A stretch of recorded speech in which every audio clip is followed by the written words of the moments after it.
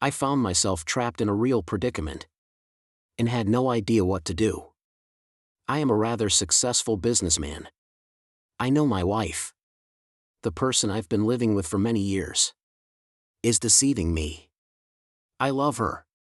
But at the same time, I don't want to be deceived. I understand that I must act cautiously. Finally, I made the most important decision in my life. Is this Mr. Chris Watkins? Dan, it's my thought. But I didn't show any reaction. Nor did I miss a beat in my conversation with Kevin, the bartender. I only returned to Texas 6 months ago, after 3 years of self-exile. How did she find me, and more importantly, why? I didn't turn around or acknowledge him in any way. I was about to deliver the punchline of a particularly dirty joke, when I felt a hand on my shoulder. Mr. Watkins, my name is Rob Morgan. I've been hired to find you. I raised an eyebrow at Kevin and turned my head very slightly. Do you want to keep that hand, Robbie? I felt his hand leave my shoulder. And then I turned back to Kevin, delivering the punchline. He laughed out loud, poured me another glass of Sheener wine, and told me it was on the house, as he strolled to the other end of the bar, still chuckling. Mr. Watkins, we have business to discuss. I interrupted him. My name is not Watkins. I have no business with you, unless you want to hire me to weld something. If not, then we have nothing to talk about. Mr. Watt, that was all he said before he hit the floor. I put $20 on the bar, massaged my right hand, waved to Kevin, got up, and left. Mr. Watkins, you are a hard man to find. I have no intention of starting my search again. I looked again at the stun gun aimed at me. At least under my crotch, this little bug. Even though he was lying on the floor at the time, it was quite scary. As he stood up, he wiped the blood from the corner of his mouth. I don't mind using it. So sit down and let's talk. I noticed Kevin coming over, so I signaled him to step back. He stopped, nodded in acknowledgement, and said, If I need anything, Bill, let me know. Thanks, Kevin, I will. I turned my attention back to the guy with the stun gun. Who carries stun guns in Texas? I smiled and leaned in a little closer. Do I know you, kid? Damn you, Mr. Watkins. Your manners need improvement, kid. You can't be from Texas. Call me Bill, tell me who you are and what you want. Bill, okay? Bill, Kevin, bring us a few bottles of beer. Put it on Robbie's tab. I smiled, sat down in the nearest booth, and asked, So, why don't you tell me who this Mr. Watkins is? And what your problem with him is? Well, let's do it your way, Bill, at least for now. Mr. Chaz Watkins is a successful, wealthy Dallas businessman who disappeared without a trace over 3 years ago. He was married to Mrs. Amy Watkins. They have a 23-year-old daughter named Sarah. My name, as I mentioned, is Rob Morgan. I was hired to find Chaz Watkins and bring him back to Dallas. Really, no trace for 3 years. What does that have to do with me? You seem to have mistaken me for him. But I am neither Chad Watkins nor a successful businessman. I am Bill Grant. I wail for cash, play a bit of guitar, travel a bit. Before I left, I took careful precautions. I invested a lot of money to get a brand new identity. Over time, I changed my appearance by growing long hair and a beard, lost about 30 pounds of fat, and gained about 20 pounds of muscle. If I ran into Amy again, she wouldn't recognize me either, even if I tested by spitting on her. After leaving Dallas, I started a 3-day journey, north and west.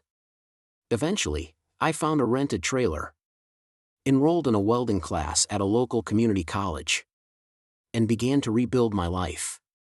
I gave up everything in Dallas except cash, a lucrative job, 2 houses, cars, credit cards, keys. phones, clothes, and a cheating spouse.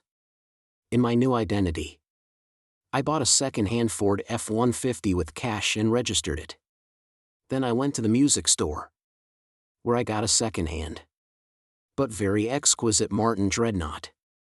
I had nothing but the clothes on my back. I lived a nomadic life, rarely staying in one place for more than 6 to 8 months. Always using cash. I worked under the table, avoided paying taxes, and avoided trouble as much as possible. However, Sarah is still a part of my life. I couldn't completely cut her off. About 15 or 16 months after I left, I sent her an email to make sure of my existence. Before each move, I continued to send her updates from public library computers, expressing my love and missing her. I never revealed my location, or the reason I left. I avoided answering any of her inquiries on these subjects. She could extract that information from her own mother. Damn, damn, damn. Well, Bill Robbie sneered when I mentioned that about 3.5 years ago. Mr. Watkins just disappeared like that. No one seems to have any information on it. In the first year or so, the police seemed to me quite carelessly investigating the matter. Many people suspect that he either ran away with another woman or became a victim of illegal activities by Mrs. Watkins. For Mrs. Watkins, it was a challenging year in personal, professional, and financial terms. She tried to liquidate some of their assets, but without a power of attorney, and could not legally declare Mr. Watkins dead, which put her in a difficult situation. Despite having money in the bank, few new funds came in, and she quickly ran out of that money. She hired a lawyer to help, to have her husband declared dead. Unfortunately, about 16 months after her husband disappeared, their daughter, Sarah, received an email from someone claiming to be Mr. Watkins. Naturally, the daughter was very happy, but this complicated the process of declaring Mr. Watkins dead. At this point, the police closed the case, and Mrs. Watkins hired my company to find Chaz Watkins and bring him back to Dallas to face fraud charges. This would give Mrs. Watkins exclusive access and control over marital assets. Poor soul, I laughed. She seems to be in quite a difficult situation. So Robbie, enlighten me. What role do I play in this little TV movie? Well, Mr. Watkins, may I call you Chaz? You can call me Bill like everyone else. I am authorized by the state of Texas to forcibly escort you, Chaz Watkins, to the Dallas County Sheriff's Office to answer charges of fraud and abandonment. I laughed very loudly, which annoyed him. It's quite a story for such a little tour guide, Robbie. Your story is fascinating. But what kind of fraud are we talking about? When did leaving a troubled marriage become a crime in Texas? Why would the Dallas County Sheriff care? Your argument doesn't hold water at all, Robbie. If you've ever tracked this Chaz Watkins, you might need to step up your game in threatening him. We argued for several days, marking the first meaningful communication in years. Surprisingly, she expressed an unwillingness to divorce, which caught me off guard. In response, she swore to recommit to our relationship and actively contribute to the marriage. Skeptical, I doubted her motives related to my financial situation. But because I loved her, I eventually gave in. We established new rules for participation and communication, beginning the journey to mend our marriage. Leading the way, I encouraged her to get involved, but it felt like I was steering the ship, while she remained a passive observer. A year later, I expressed my desire for her to play a more active role, even driving the car occasionally. Although she agreed, she continued to stay in the background, despite her own dissatisfaction, which I listened to and acknowledged. I worked hard to address every issue. I had deep feelings for her, although she rarely took the initiative to strengthen our marriage. She was willing to participate in everything I suggested, which brought about improvements. Our communication improved, and we began to have more satisfying, intimate moments. Maybe twice a week, sometimes more. Although she wasn't as sexually adventurous as in the early years of our marriage, she agreed to try new things and seemed happy. I felt relieved, believing we were content. But I sensed she was holding back. Weeks passed after her 50th birthday, and our connection seemed to cool. Especially the affection from her side decreased, and our sexual intimacy gradually declined. When I asked, she attributed it to work stress, promising to return to normal once her schedule calmed down. However, that didn't happen. At first, I didn't find her late-night work hours concerning during the project period, as it was common, but it began to become apparent that this was more excessive than usual. I found myself spending more weekends alone at our country house, and despite reasonable excuses, I decided to wait. In the following 6 weeks, we only had sex twice, both times at my insistence. On both occasions, she seemed to just tolerate my closeness. After one sexual encounter where she barely participated, she turned over and went to sleep. The other time she left the room directly. During evenings and weekends, she deliberately avoided me. When avoidance were challenging, she seemed at best just bored. But more often she appeared annoyed. I recognized the familiar pattern. The shrew was back. In the past 2 years, our efforts were partly dedicated to resolving any issues that arose before they escalated into full-blown conflicts. Even if conflicts did happen, our goal was to handle them in a more constructive manner, staying objective, firmly seeking solutions, and trying to understand each other's perspectives. We had zero tolerance for avoidance, excuses, or non-participation. Our focus was entirely on acknowledging and addressing the feelings of the aggrieved party.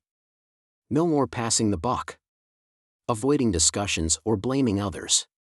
However, when I raised concerns about her schedule, lack of affection, and our stagnant intimate life, she resisted discussing it, despite my attempts. In a few days, she ignored our agreed-upon rules of participation and communication. Instead, she bluntly told me to ignore the rules. Leave her alone. Suppressing my anger, I reminded her that we considered these rules important and non-negotiable. In response, she told me to negotiate with my right hand. Leave her alone. Her message was loud and clear. Was she unfaithful? Possibly. Although Texas is a no-fault state, I craved the truth. Despite our marriage seemingly being irreparably damaged, her infidelity might not make much of a difference legally. I hated being cheated on. This time she would face consequences. I had always emphasized my stance on loyalty and honesty. I acknowledged that attraction is uncontrollable, but insisted that actions are a choice. I told her that if she was so attracted to someone, she couldn't resist. We divorce first.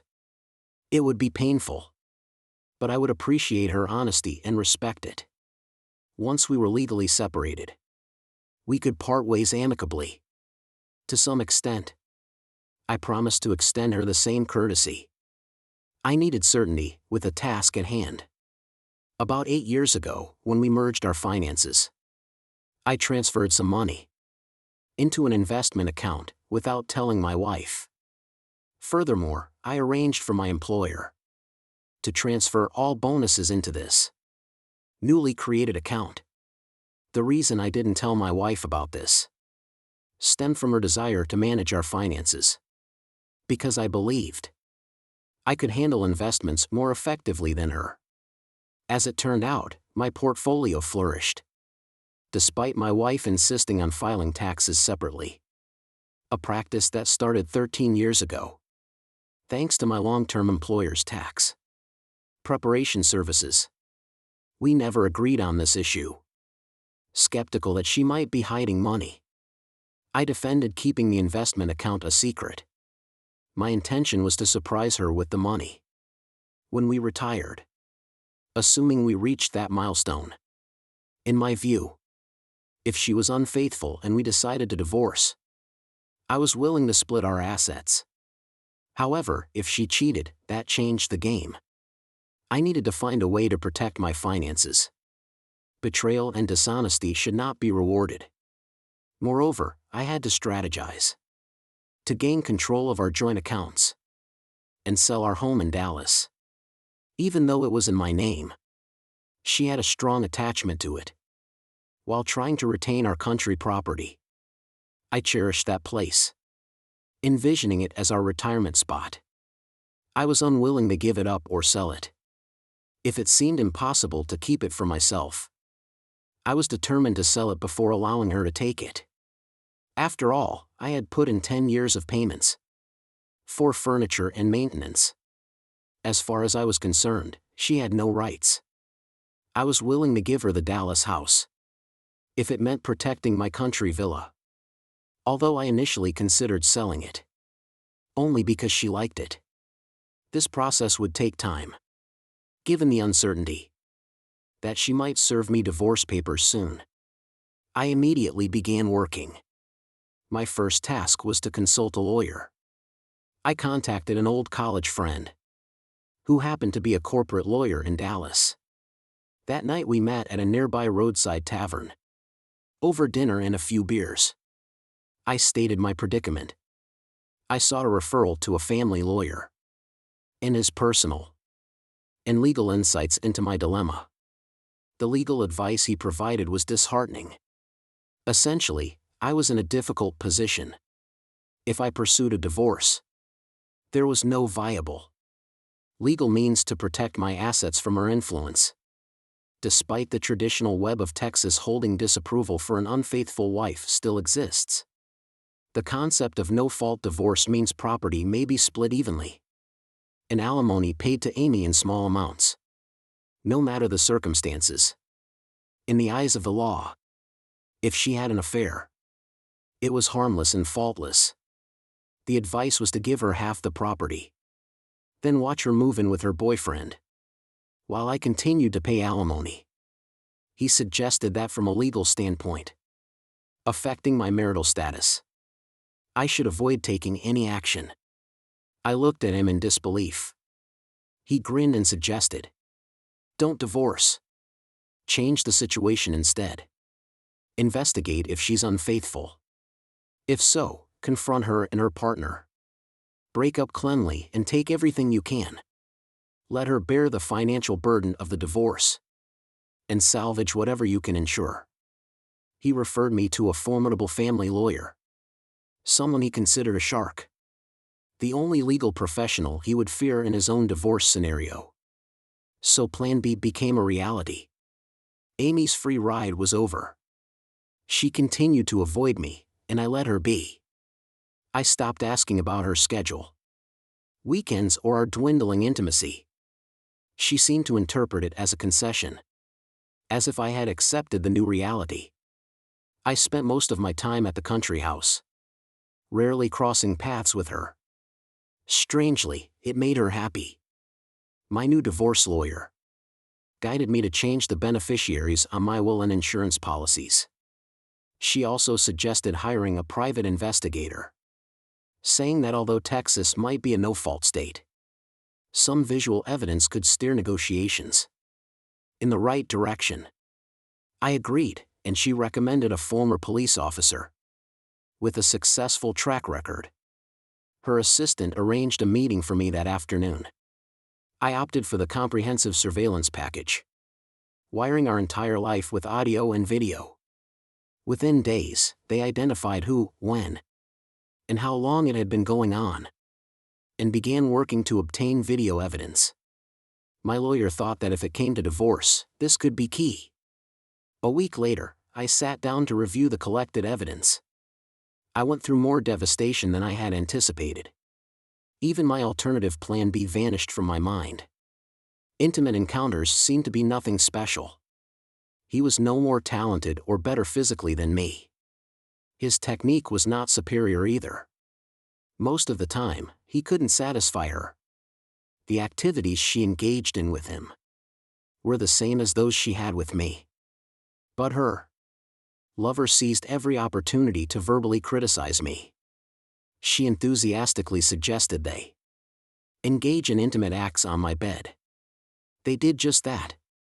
She didn't insist he use a condom. She even considered a way to involve me. A cream pie scenario. Because I hadn't shown interest in her for a while. They discussed how to overcome that obstacle. At first, he suggested cutting me off. But now the idea of her being intimate with me excited him after being with her. Amy. I realized I didn't really know this woman. A profound sense of emptiness consumed me. Discovering your spouse's infidelity and witnessing it firsthand are entirely different experiences. I had no strength to fight anymore. I secured the video evidence and entrusted it to my lawyer for safekeeping, specifying that it should be passed on to my daughter, Sarah, if I passed away. I prepaid Sarah's college tuition from our joint savings account. Later, I liquidated my investment accounts, planning to live carefree for many years on the funds from my investment accounts. However, our joint savings account was significantly reduced.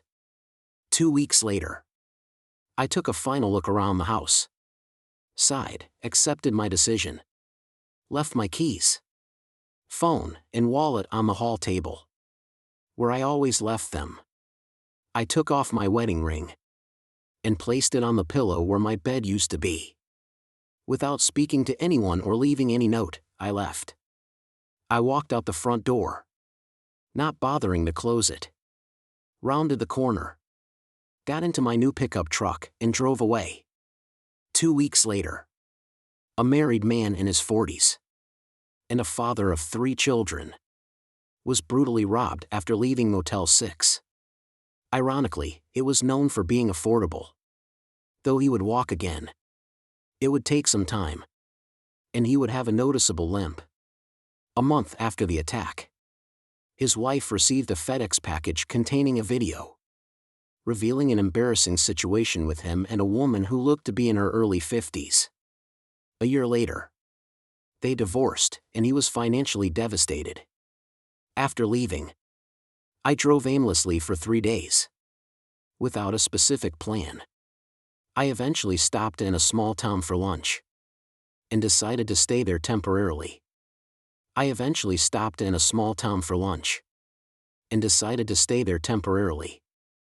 I enrolled in a small community college that offered welding courses. I pursued this field, and 12 months later, I found a welding job at an auto repair shop.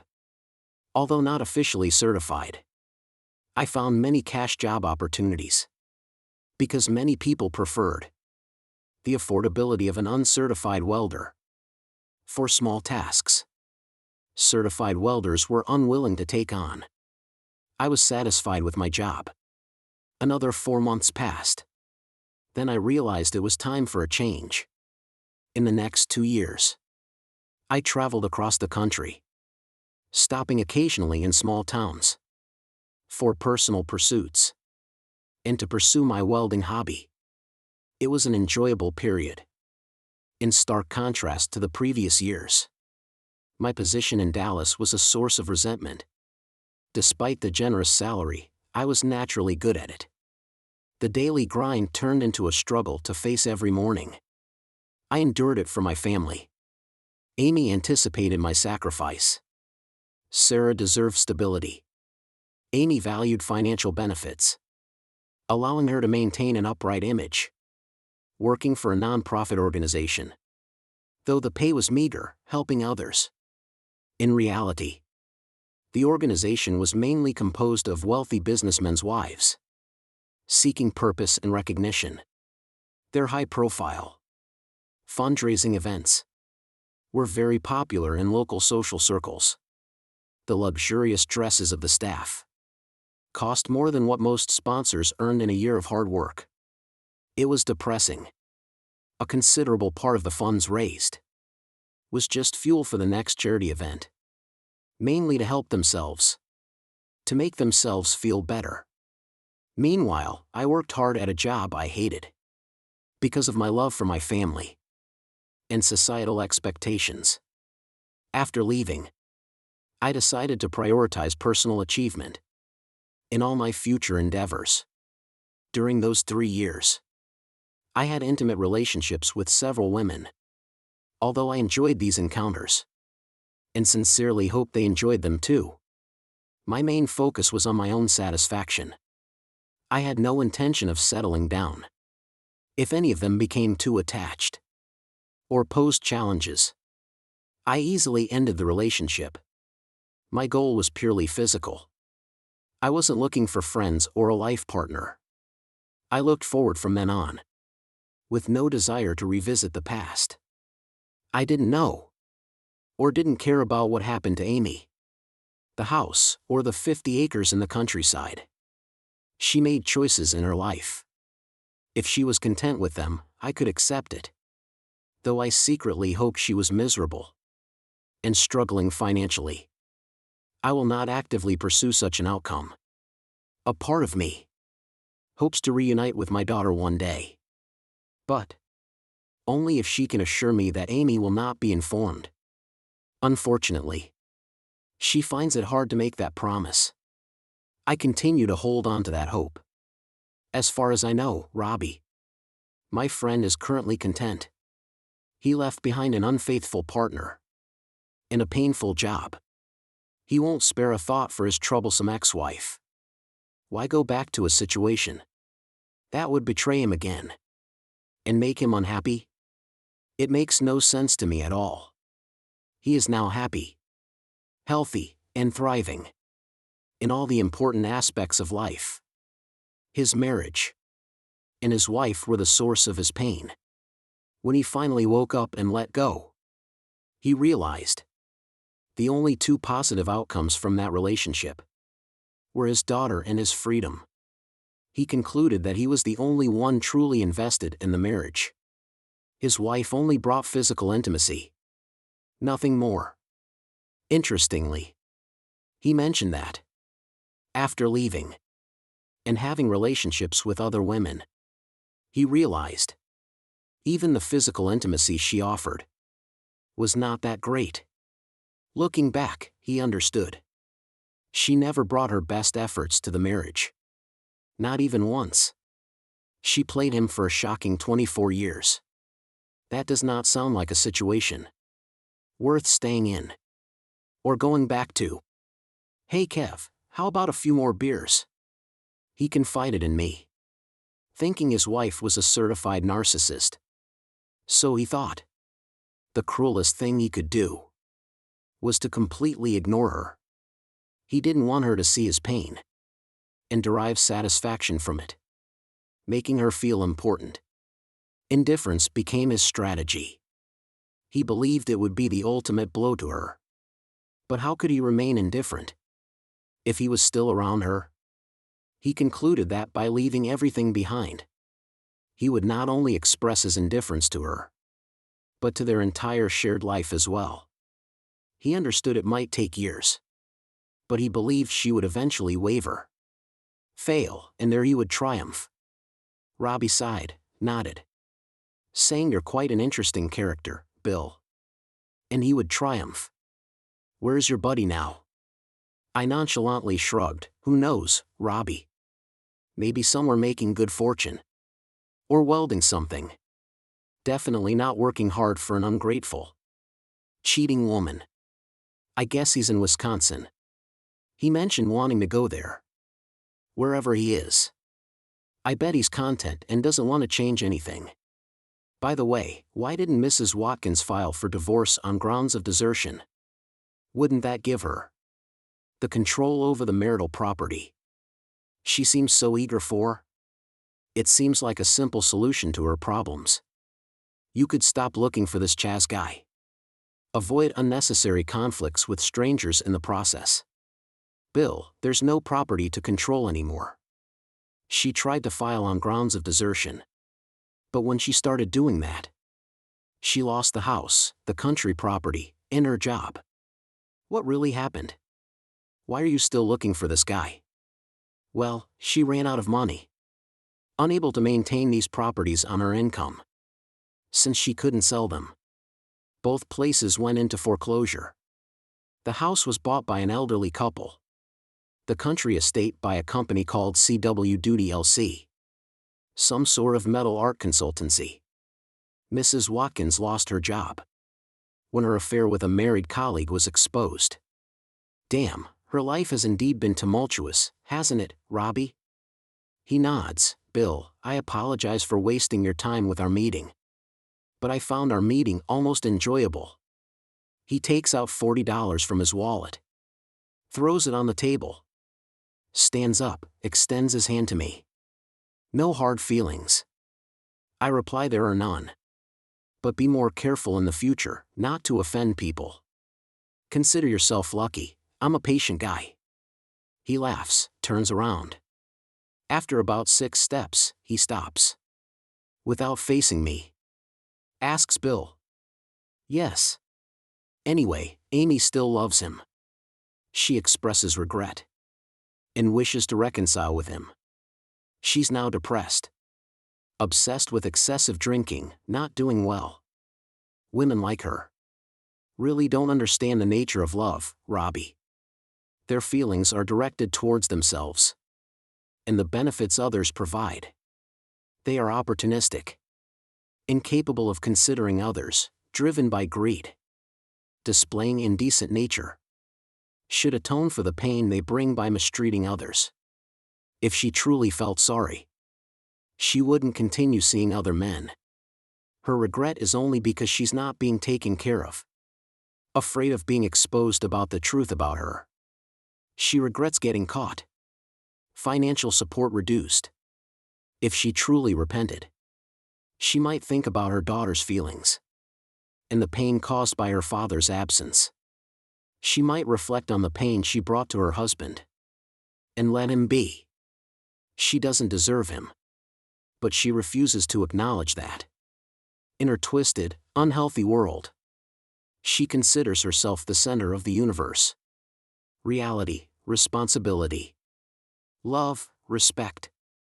Honesty only matters when it aligns with her agenda. Don't you think he and his daughter deserve better? He slowly turns to me and says, Chas, yes, Bob. Winters in Wisconsin are harsh. But I do know Sarah is happy there. Maybe CWB LLC should consider moving their office to Racine. Thank you, Bob. It's certainly a possibility. It might happen. Thank you to everyone who took the time to listen to today's story. If you enjoyed it, please consider liking and subscribing. If you haven't already, feel free to share your thoughts on the events in the comments below. Take care.